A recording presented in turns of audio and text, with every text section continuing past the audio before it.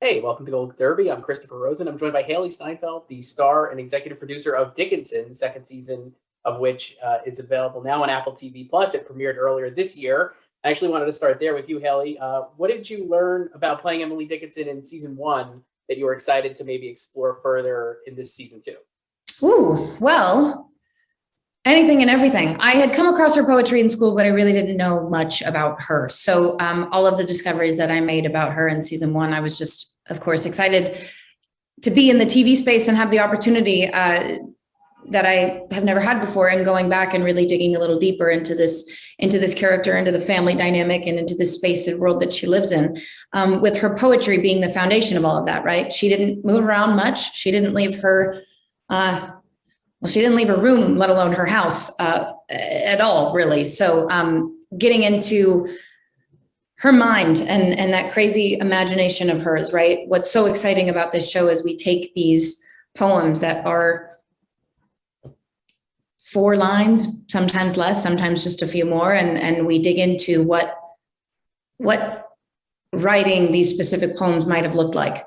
And that allows me to take a ride in Death's Carriage and find myself at an opera and going through all of these incredible, what end up being these really amazing episodes, which has been such a dream. But I think I was most excited about going into season two, having won the right to become a writer in season one, being able to comfortably talk about my poetry and publishing my poetry and being a writer in front of my family, and going into a completely different headspace of whether or not I want to then be published, and kind of diving into this world of like celebrity culture and this outburst of technology that we see in season two. I was excited to sort of dig into that. Yeah, I mean, like that, I think is a really interesting part about this season. Obviously, so much of it is about that fame, for lack of a better word, like you said, celebrity culture, and like kind of like I guess Emily's pursuit of that, and then also the repercussions that come from that kind of public recognition. Obviously, you're an actress. You've been famous for a while. I guess how much of your own experience were you able to bring to that arc as the season progressed? So I'll say that I had I don't know if difficult is necessarily the word. I guess at times a difficult time understanding where Emily was in season two. And I realized once it was over, if only I'd realized it sooner, that it was because I was sort of close to it, and the headspace that she was in just solely trying to figure out what fame is and what it means. It's not something I, Hailee, have really put much thought into. I consider my relationship to fame healthy. It's always been about the work for me. So anything that kind of comes along with it is just a bonus, I'd consider. So I had to think a lot about what she was thinking. And because I didn't have the answers, I felt a little bit lost, but she was, right? So I guess it worked. But yeah, it was just digging into finding what it means and where I was at. And as far as in terms of bringing my own personal experience, I think it was just being in a very similar headspace that she was in, that I was able to kind of, share with her. You mentioned like your relationship with fame is pretty healthy. I guess like, was there anything that you this like playing her and going through these things, like did it help? Did you recontextualize or even like reconsider certain things that maybe you hadn't thought about being a famous person, I guess, for lack of a better word, Yeah, I mean, I think that specifically in episode 6, which is Split the Lurk, there's a conversation that Emily has with the opera star Adelaide May, and it's a really heartbreaking conversation that they have.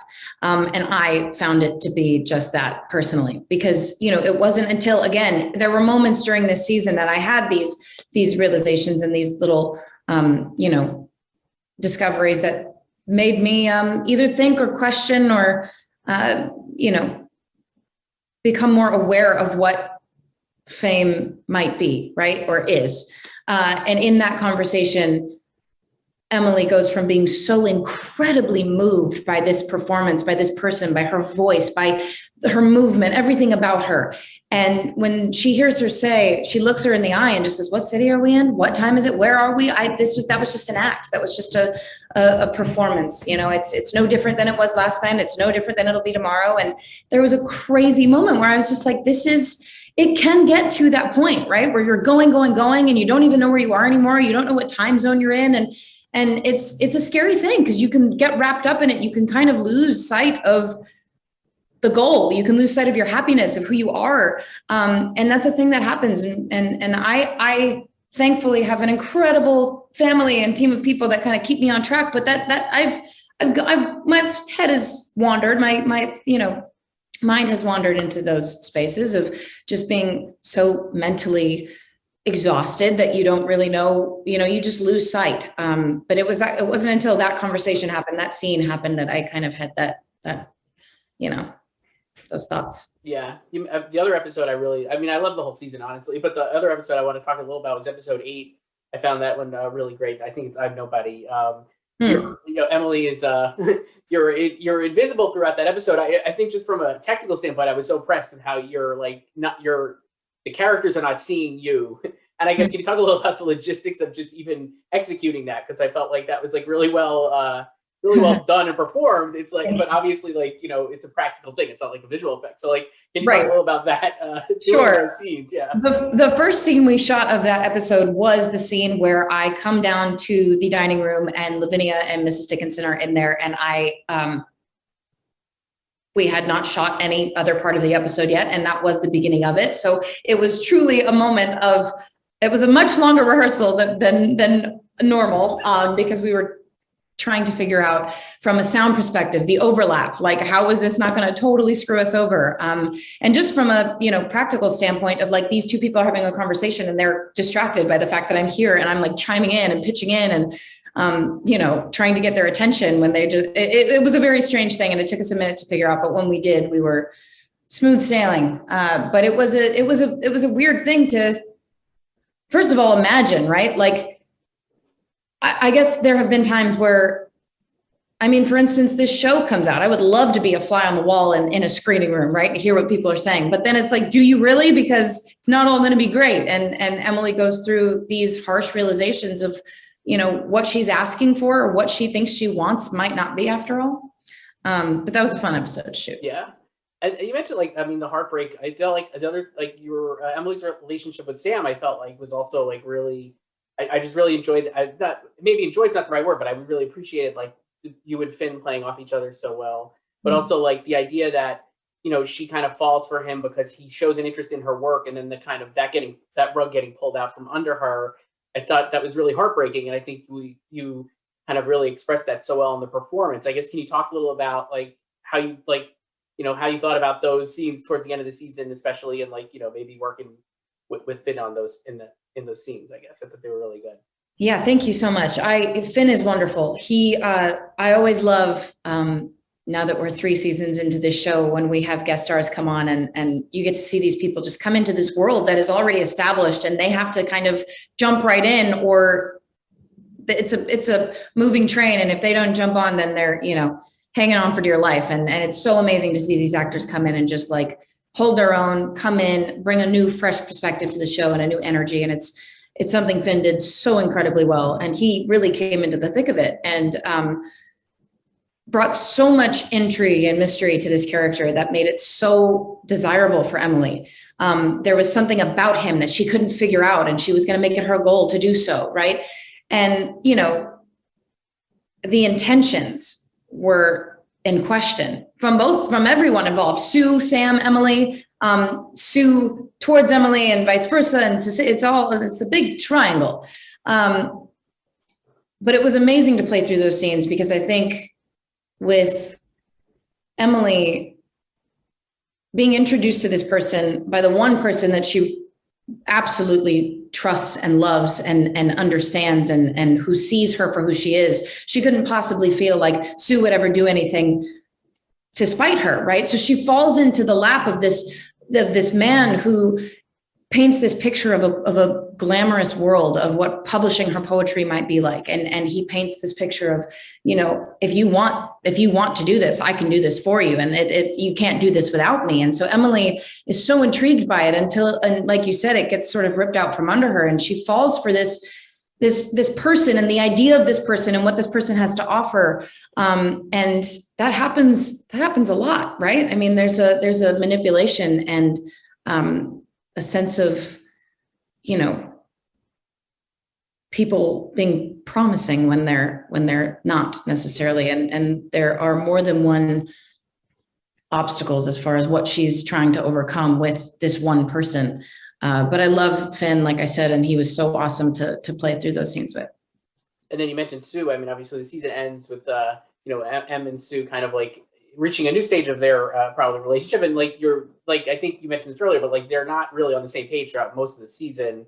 I guess for season 3, you know, like what are your expectations there? I guess, and like what are you guys talking about for what you're hoping to do in the next season? Well, we are very much in the middle of it, and what can I say?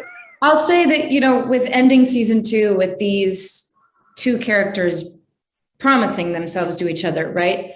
And they have all along, although life has absolutely gotten in the way. And this is somebody, Sue is her best friend, her lover, her sister-in-law, her muse, mentor. There are so many different roles that they play for each other, that they continue to do so as season 3 goes on, as the show goes on. So it's been wonderful just to be able to come back and have the opportunity once again to get into a new dynamic, a new Dickinson. You know, we're at a different point in all of their lives, and it's going to be a fun one, I'll say.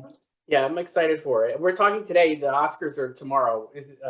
So we're here at Gold Derby. I have to ask you about your Oscar nomination. It was 10 years ago. I was looking at it, so that's ridiculous. Since I remember it like it was yesterday. I was. I'm sure you did too. I guess I was wondering, like, you know, I read an interview, I think, with you at the time where you were like, oh, it was like a dream come true to get nominated for True Grit. Obviously, if people are watching this, they don't know. I can't imagine they don't, but nominated Best Supporting Actress, one of the youngest nominees ever. I guess, how has your perception of the nomination or thoughts about it evolved, I guess, in the last 10 years as you've kind of grown up and like gotten, you know, become more of an adult and stuff, I guess. Yeah. Sure. Well, I will say, you know, when I got nominated, I was very young. I had just finished my first movie. We shot the thing and it came out and we ran the press for all of the award circuit in 1 year. I mean, it was a whirlwind, to say the least. And I remember 2 things very vividly. I didn't know when the nominations were being announced. I didn't know the date. I didn't know when it was happening. My team was very great about now looking back. They were really good at like not making it a thing. And sorry if this is long-winded, but I'm thinking about it now and all of these memories are coming back. But I do remember overhearing a conversation. My mom had gotten a call saying that they wanted me to go into town and stay at a hotel. Should I be nominated, I can wake up the next morning and do press, right? And my mom was like, absolutely not. What do I tell her when it doesn't happen and we're at that hotel and we have to drive home, right?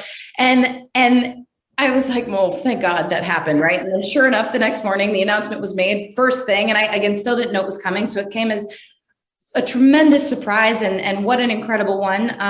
And I got there, and one of the first sort of interviews that I did, somebody had said to me, do you know that your title has forever changed? And I truly did not understand what they meant. I absolutely did that thing that I did in 90% of my interviews when I was 14, where I just was like, and I acted like I knew what they were talking about when I didn't. And obviously shortly after, I knew what she was talking about. And I will say it's an absolute honor, the highest honor. But I'll say after shooting this season 2 of Dickinson, I do think I have realized more that, and I'll say sorry too, that during that time I made this movie with people who do it for the art and for the work and to better themselves as artists and to make a great piece of cinema, for no other reason. And it just so happens to be that they're so damn good that it happens every time they make a film. But it was never a thing to me that it was like, this is something you have to be, this is the goal here, right? We got to get nominated for at least this amount, or you have to do this, or whatever. It was never part of a conversation. And it was never anything that I felt pressured about or stressed about. But I think now, having gone 10 years since then, and having continued to work with incredible people, I've realized that it's still about the work. It's still about going every day and being the best performer and learning and asking questions, and never being afraid to ask questions or be ashamed of not knowing the answers. I think I'm just getting started. I do remember it like it was yesterday. I can't believe it's been 10 years, but I'm so grateful to be in a place where my work is being recognized, because here I'm playing a character who in her lifetime wasn't. And I am incredibly grateful for that honor. It's a real privilege to be in this position, to have a voice and to have a platform. But yeah, I don't know. I think it's my take on it hasn't altered, in that I do still feel very strongly that it's the work for me. It's about the work. So last thing here before we wrap up, and I know we have to go. You mentioned like the work, and I've been thinking, like, obviously just prepping for this and like thinking about all this. You've done so many things. I feel like even since like True Grit, like different genres, different, like, obviously you're going to be in Hawkeye. You did the voice in Spider-Verse, like Dickinson. I feel like you have done so much comedy, like Edge of 17. I guess, is there, talking about the art and the work, is there something? What are you excited to do in the next couple of years that you haven't done? Or is there something like, from as an actress that you're like, like really excited to try, like either a genre film or something like that? Because I just feel like my impression of you is that you're really versatile, and like you're able to do just a lot of different things really, really well. And I think that's kind of rare. So I guess, like, what are you hoping to do next? Or is it just going to be more, will you have more, Hawkeye or Dickinson season 4, hopefully, or whatever it is? Maybe. I have to say, I feel so excited about entering a new phase in my life, if that makes sense. As I get older, the roles are naturally changing, and there's a whole world of roles that I haven't even been introduced to, because I'm not there yet, and I'm getting there, and I'm so excited about that. And genre wise, I never thought I'd be in a Western. And after that, I never thought I would be doing a sci-fi. So as far as the trajectory in genres, I couldn't have dreamt of a better way for all of those to have fallen into place the way they did. So I just can't wait to see what the future holds. I feel so lucky. I get to work with so many incredible filmmakers and writers that are creating these roles. But again, I'm looking forward to like the next 10 years, because I think a lot is changing in film and television. A lot's changing for me personally, and I feel like I'm, growing and improving. And I again feel like I'm so fired up. I'm just getting started. So I'm looking forward to what's coming for me, what's out there. Nice. Hailee Steinfeld, the star of Dickinson, season 2 is on Apple TV+. Thank you so much, Hailee, for doing this. Really appreciate it. Thanks, Christopher. Thank you. See you soon.